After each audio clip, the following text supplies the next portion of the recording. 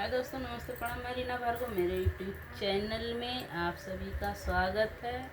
एक छोटा सा कजरी गीत लेके आए, इतना छोटा है, बहुत छोटे से गनगनी से हुआ है। अच्छा लगेगा तो आप लोग हमारे चैनल में भी आप सभी का स्वागत है। और हम दोनों सास पतोह एक छोटी सी कजरी चुटकुला ये बोलते हैं, गाओ जाते बहुत बढ़िया। खूब अच्छा लगे तो लाइक सब्सक्राइब कमेंट में ज़रूर बताना। आप लोग कमेंट करेंगे तो पता चलेगा कहाँ से आप लोग हम लोग का वीडियो देख रहे हैं।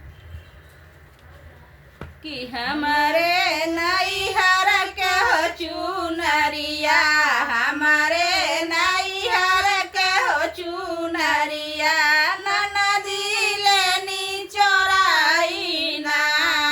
हमारे नैहर के हो चुनरिया, हमारे नैहर के हो चुनरिया, ननदी लेनी चोराई ना। कि हमारे नैहर के हो चुनरिया, हमारे नैहर के हो चुनरिया, ननदी लेनी चोराई ना। होत सवेरे हम पुलिस बोलवाली, होत सवेरे हम पुलिस बोलवाली, ननदी हमारी चतुर चालाकी, ननदी हमारी चतुर चालाकी, सुनरी दे ननदी हमारी चतुर चालाकी, पैसा देनी थमाई ना।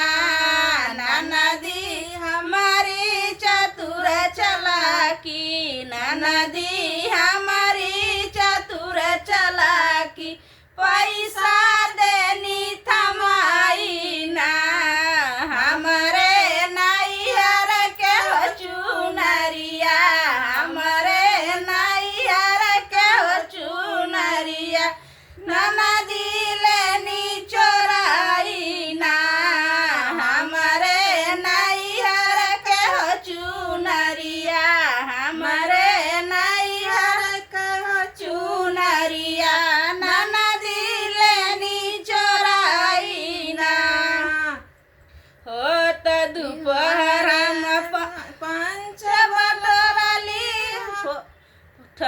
होत दोपहर सर पंच बटोरली,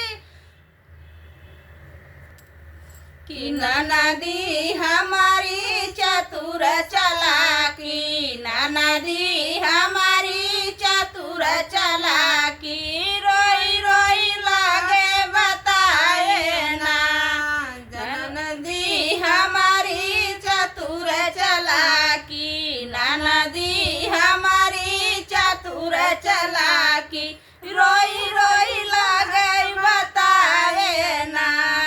हमारे नैहर के हो चुनरिया, हमारे नैहर के हो चुनरिया, ननदी लेनी चोराई ना।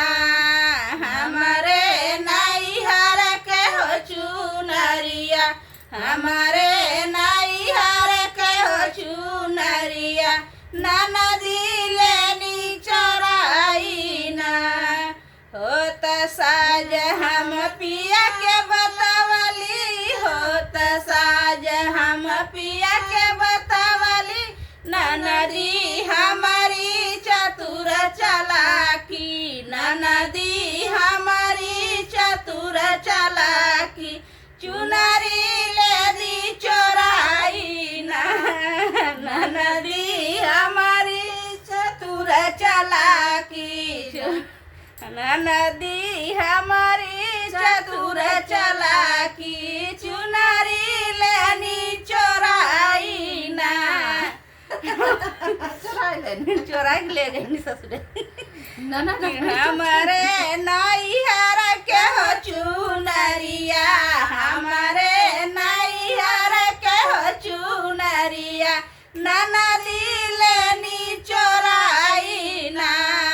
हमारे नैहर के हो चुनरिया, ननदी लेनी चोराई ना। बहुत प्यारा गाना चौराना ले ले गाना ननद लोग पूरा जिन बनी है। बहुत अच्छा गाना आप लोग सुनिएगा।